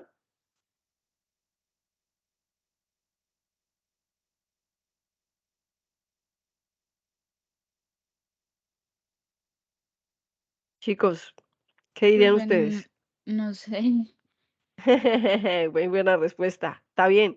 Chicos, en metrología, si uno de los criterios, sea el de metrología o sea el estadístico, no cumple, no cumple. ¿Quedó claro? Si alguno de los dos no cumple, no cumple. ¿Quedó claro? No importa que el Listo. estadístico tenga mayor jerarquía que el criterio metrológico. Muy bien. Muy bien, chicos. Entonces, cuando nosotros aplicamos la prueba de hipótesis en la linealidad, pues obtenemos la curva, la ecuación, y con la ecuación nosotros también podríamos calcular o estimar la sensibilidad analítica, ¿cierto? Podríamos estimar las interferencias y el error sistemático. Esto no lo vamos a hacer para laboratorio, pero para que ustedes sepan que se puede hacer y que estas son las ecuaciones y que estos son los T que ustedes van a calcular, van a comparar con los T críticos y así van a saber si el método tiene test de proporcionalidad, si el método es sensible analíticamente, etcétera, etcétera. Pero esto no lo vamos a hacer para este informe, ¿ok? Pero si lo quieren aprender, con mucho gusto, en el laboratorio lo aprendemos, ¿ok? Muy bien. Resulta que ya aprendimos, ya hicimos la primera parte y ya salimos de línea recta de calibración o línea de calibración, ¿ok? Muy bien. Entonces, con la línea o la recta de calibración, nosotros también podemos obtener valores de los límites, límite crítico, límite de detección, límite de cuantificación, límite de linealidad. Me voy a devolver. Recuerden, chicos, que yo les dije a ustedes que si nosotros tenemos la recta y aquí es el valor máximo de la linealidad, pues este para mí se va a llamar el límite de linealidad. ¿Listo? Entonces yo desde que tengo la recta de calibración puedo establecer mi límite de linealidad. Pero hay otros parámetros que esto no lo vamos a hacer en este laboratorio del sábado, sino de este sábado en 8, que se llama establecer los límites de detección, cuantificación y límite crítico, así como la veracidad. Entonces, cuando yo tengo el límite, cuando yo lo voy a calcular, lo primero que debo saber es qué significa cada uno de ellos. Lo primero es que voy a hacer una propaganda y es que yo les mandé una guía totalmente completa, totalmente actualizada y totalmente mejorada esta mañana para que en el próximo laboratorio utilicen esa guía. ¿Estamos de acuerdo?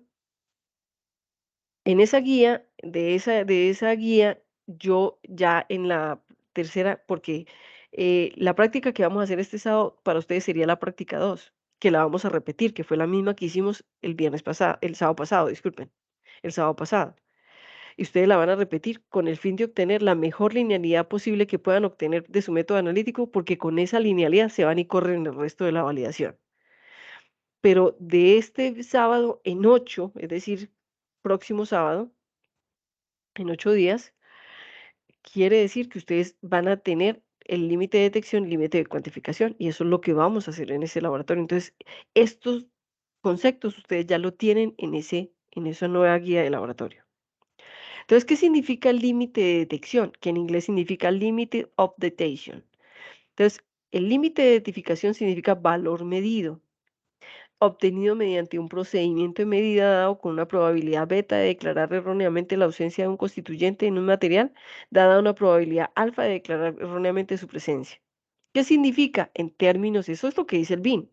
En términos comunes, dice que es el valor mínimo, no el valor, es esa detección mínima donde yo puedo decir existe o no existe, pero no puedo dar una cuantificación con una confiabilidad dada. ¿Qué quiere decir? Es la señal más pequeña que puede detectarse con razonable certeza en un procedimiento determinado. Quiere decir que yo puedo tener límite de detección y en el límite de detección yo puedo decir que existe o que no existe o que no se detecta, pero no puedo dar un valor. Un valor, es erróneo dar un valor. Ustedes van a encontrar en su vida profesional, en su vida analítica, chicos, que hay métodos que dicen el valor del hierro está por debajo de 5 miligramos sobre decilitro. Y usted le pregunta, bueno, pero es que yo necesito una medida, yo no necesito que me diga que está por debajo. Dice, no, es que el método que yo manejo no maneja por debajo de 5. Entonces, yo sé que está ahí, pero no le puedo decir cuánto es. Eso se llama límite de detección.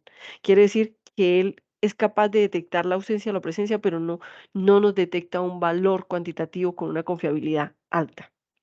Es un valor que si nosotros nos ponemos a declararlo, podemos cometer errores. Podemos declarar positivos falsos, o positivos negativos o negativos falsos. ¿Quedó claro, chicos? ¿Quedó claro para ustedes? Sí, profe. Ahora, el límite de cuantificación, chicos, si este es el límite de detección y me detecta ausencia o presencia, el límite de cuantificación es el valor más pequeño de concentración que yo puedo cuantificar con un nivel de confiabilidad definido. ¿Cómo lo establece el BIN? El BIN dice, es la menor concentración o cantidad de analito en una muestra de ensayo que puede ser determinada cuantitativamente, con un nivel aceptable de precisión y exactitud, como se ha demostrado mediante un ensayo colaborativo o una validación apropiada. Entonces me voy a devolver a la gráfica que teníamos por acá. Y ustedes se van a dar cuenta que aquí vamos a tener posiblemente un límite de detección y un límite de cuantificación.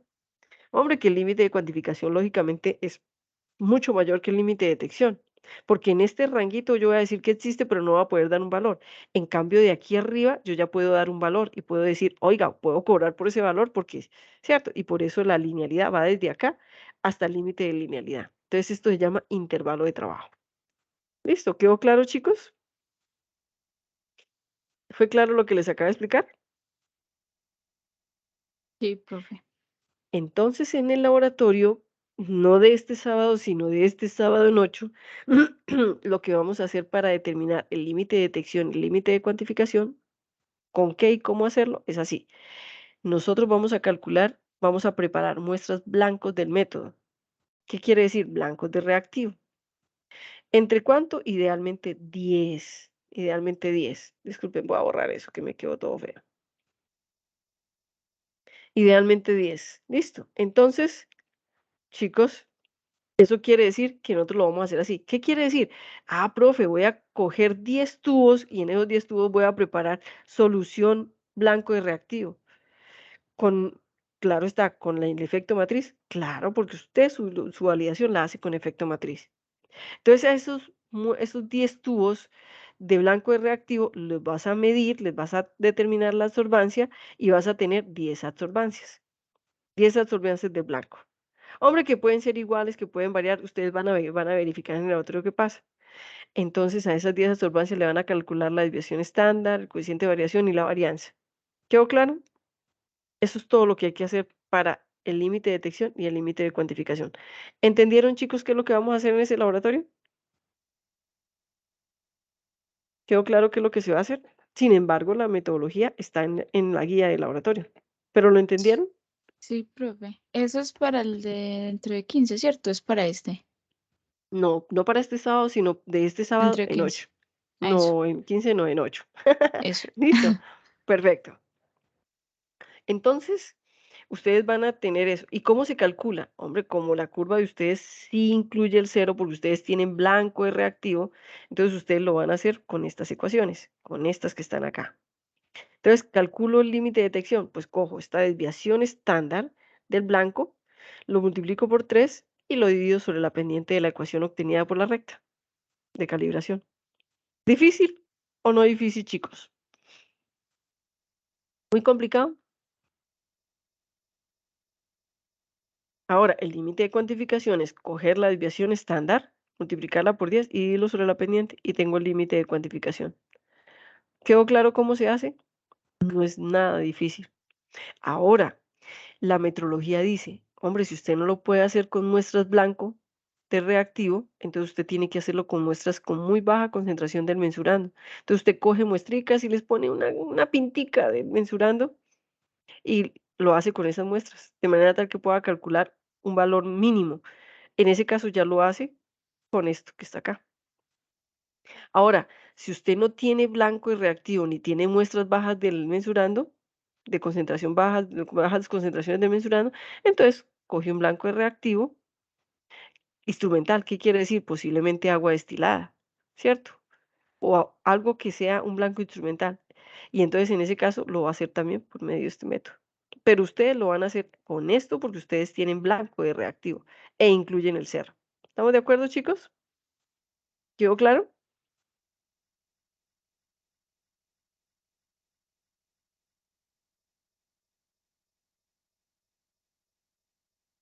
Sí, Chicos, profe. bueno, muy bien. Entonces, miren lo que dice acá. El blanco es reactivo, es decir, esta belleza que está aquí abajo, es aceptable cuando no es posible obtener muestras blanco o muestras de ensayo con baja concentración. Es decir, la última opción es el blanco de reactivo instrumental. Muy bien.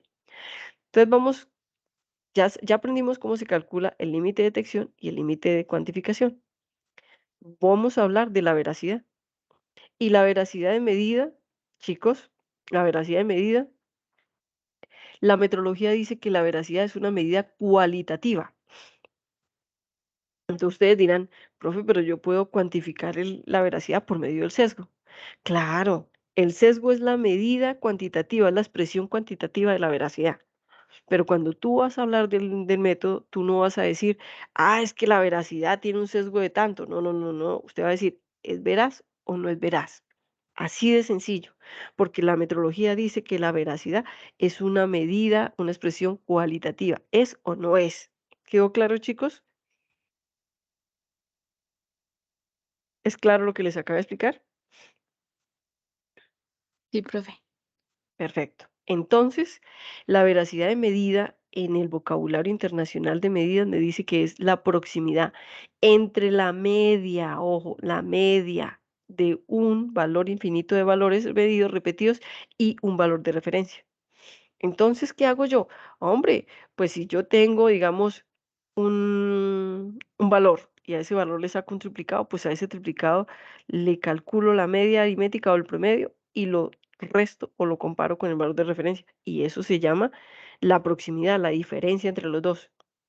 Entonces, escoger ese valor medio, ese promedio de mis valores y compararlo con el valor de referencia, que si lo resto se llama sesgo. Y eso es lo que nosotros llamamos veracidad. ¿Es correcto, chicos? ¿Quedó claro? Entonces, la veracidad no es una magnitud, es una expresión. O mi método es veraz o no es veraz. ¿Listo? Y está inversamente relacionada con el error. ¿Con el error qué? Sistemático. ¿Qué quiere decir? Chicos, escuchen. El sesgo puede ser positivo o negativo, ¿cierto? Entonces, cuando ese sesgo está determinado, ese sesgo me determina generalmente el error sistemático, este que está acá. Y generalmente el error sistemático, como ustedes lo vieron y lo volvieron a ver en el módulo de control, el error sistemático es un error que es constante y que generalmente no varía de forma impredecible. Entonces, cuando nosotros tenemos definido un sesgo, con el sesgo podemos hacer corrección. Solamente con el sesgo. ¿Por qué? Porque el sesgo me afecta la magnitud de mi mensurando, la magnitud principal, no el más o menos ese numerito después, sino la magnitud del mensurando. Entonces ustedes me dirán, profe, ¿y cómo se hace la corrección? ¿Ustedes recuerdan lo que implica que un valor sea un sesgo positivo o sesgo negativo? ¿Sí lo recuerdan? ¿Sí recuerdan qué significa que un valor sea sesgo positivo o sea sesgo negativo? Cuando un sesgo es positivo, chicos, cuando yo obtengo un sesgo negativo o un sesgo positivo. Voy a recordarles la ecuación del sesgo. El sesgo, voy a mirar a ver si soy capaz de hacerlo acá, mientras ustedes lo van recordando. El sesgo, Profe, eso no dime. tiene que ver como con la mediana o algo así. Si el mm, valor está como, es mayor o si es Muy menor. bien. Exacto. Resulta que yo tengo este valor que es un promedio y este valor es un valor solito, ¿cierto? Entonces, si mi valor experimental es menor que mi valor de referencia, pues mi sesgo va a ser negativo. Quiere decir que todos mis valores obtenidos siempre van a estar por debajo del valor de referencia. Pero si mi valor experimental es mayor que el valor de referencia, pues mi sesgo siempre va a ser positivo. Entonces, lógicamente, si yo tengo un sesgo positivo, pues yo puedo decir, hombre, yo le aplico la corrección. Entonces, a la magnitud que yo obtengo, le voy a restar ese sesgo, porque es positivo, porque siempre me da por encima de ese valor de referencia. ¿Quedó claro, chicos? Y a eso le llamamos corrección. ¿Sí les quedó claro? ¿Sí les quedó claro o no? Sí, profe. Listo, chicos. Entonces, ¿qué quiere decir? Quiere decir,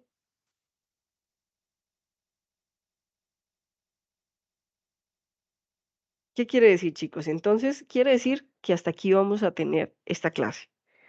Pero esto es lo que vamos a ver en el laboratorio, no de la semana entrante, sino en el laboratorio del sábado en 8, ¿cierto? En 8 días. ¿Cómo hacemos nosotros la veracidad en el laboratorio? Pues muy fácil, chicos, colóquenme cuidado. Vamos a coger dos valores de esa recta de calibración. Hombre, profe, que yo quiero escoger 20 y 40. Y yo le voy a decir a usted, pero ¿por qué cogiste 20 y 40? Entonces tú me vas a decir, profe, porque los valores que yo necesito medir están entre 20 y 40. ¿Quedó claro lo que les estoy diciendo? O usted me puede decir lo siguiente, escúchenme. Usted me puede decir, profe, yo voy a escoger dos valores, voy a coger otro colorcito. Esto. Yo voy a coger 20 y 80. Y yo le voy a preguntar a usted, pero ¿por qué cogiste 20 y 80? Usted me va a decir, profe, porque me cubre todo el intervalo y los valores que yo voy a cuantificar están entre este intervalo. ¿Sí me están entendiendo lo que les estoy diciendo, chicos? Sí, profe. Entonces, en ese laboratorio, aparte de preparar 10 blancos, vamos a preparar 10 soluciones con una concentración de 20 y 10 soluciones con una concentración de 80. Y vamos a leer las 10 soluciones y vamos a leer las 10 soluciones. Y a estas 10 soluciones les vamos a calcular, pues nos van a dar una absorbancia promedio.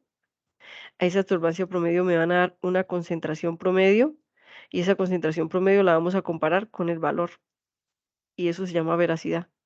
A estas 10 mediciones que me van a dar unas 10 absorbancias, ¿cierto?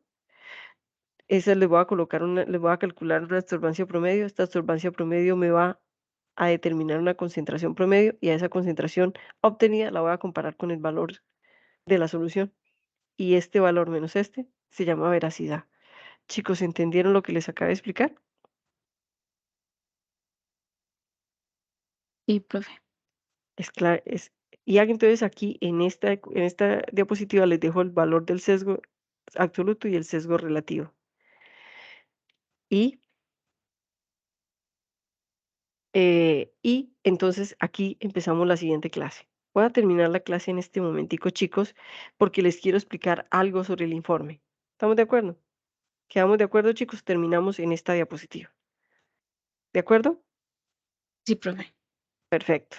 ¿Hay alguna pregunta de la presentación o de la clase que hice? ¿Hay alguna pregunta?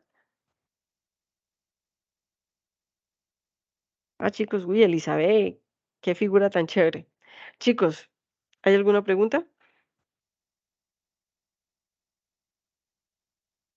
No, Elizabeth, profe. ya te veo, ya te veo. Mira, yo no sé si acá hay cámara, pero bueno. Ay, sí, aquí sí hay cámara. Muy bien. Entonces, eso quiere decir, chicos, que déjenme otra vez, Rosy, 1, 2, 3, 4, 5, 6, 1, 2, 3, 4, 5, 6. Ahí estamos, bien, muy bien. Fernanda Estrada, bueno, muy bien. Disculpen. Chicos, solamente les voy a explicar algo. Yo no sé si ustedes se fijaron que yo les mandé un archivo en Excel. En ese archivo en Excel solamente hay seis hojas de Excel. Una se llama linealidad, la otra se llama veracidad y límites de detección y cuantificación, la otra se llama precisión intermedia, la otra se llama repetibilidad, no, repetibilidad, precisión intermedia y robustez. ¿Sí se fijaron,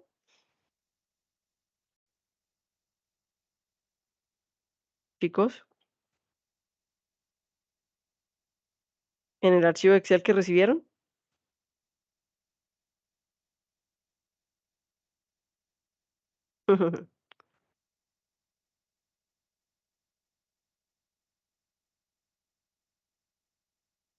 Bueno, entonces, chicos, escúchenme.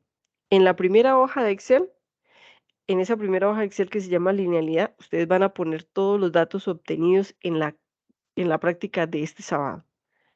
Y ahí en ese archivo de Excel ustedes tienen los criterios que deben cumplir, tienen la prueba de hipótesis, la van a aplicar, van a determinar el T crítico, van a mirar si cumple o no cumple. Y lógicamente ese archivo complementado con los datos, con los análisis y conclusiones de ustedes, inclusive con los nombres de los integrantes que trabajaron en ese informe, se llama primer informe de linealidad. ¿Quedó claro? ¿Cuándo lo tienen que entregar? Chicos, ustedes salen del laboratorio, se van con los datos, llenan su archivo y lo pueden entregar desde ese momento hasta dentro de 8 días, es decir, al laboratorio siguiente, antes de la hora del laboratorio. ¿Quedó claro? Sí, Chicos, ¿quedó profe. claro? Perfecto. Ahora, si ustedes se fijan, la siguiente hoja de Excel se llama límite crítico, límite de detección, límite de cuantificación y veracidad. Entonces, esos datos que van a obtener en ese próximo laboratorio los ponen en esa hojita y ese archivo, primera hoja y segunda hoja, es la que le van a mandar al profesor Carlos y a la profesora Natalia, los van a mandar a nosotros dos, a los tres, con correo siempre a los tres profesores, Xiomara, Carlos y Natalia. Y no, ustedes sí ven con Xiomara, creo que es conmigo y con Carlos nomás. Entonces, a los dos profesores de laboratorio y con los datos gestionados, las conclusiones y los ojos, siempre en cada hoja de Excel tienen que venir los integrantes que participaron en el desarrollo de ese informe. ¿Listo? Y así sucesivamente ustedes van a tener todos los laboratorios que van a ser calificados, que son linealidad, límite de detección, límite crítico, veracidad, repetibilidad, precisión intermedia y robustez. ¿Quedó claro? Pero falta una práctica, chicos, falta una práctica del laboratorio que se llama informe de validación. Si ustedes no lo recuerdan, miren en el cronograma que la última práctica se llama informe de validación. ¿Sí es claro?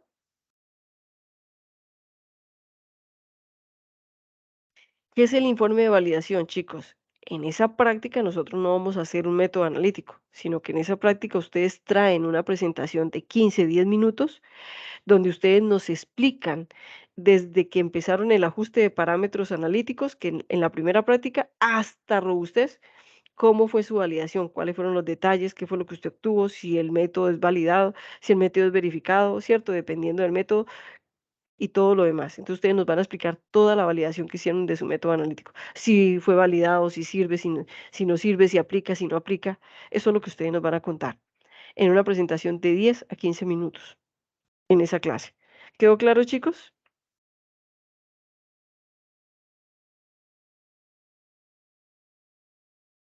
Eso lo vamos definiendo también en el camino, pero ¿quedó claro por ahora? Sí, profe. Muchachos. Sí, Bueno, profe. chicos, entonces en este momento les deseo una feliz tarde. Voy a parar la grabación, voy a detener la grabación.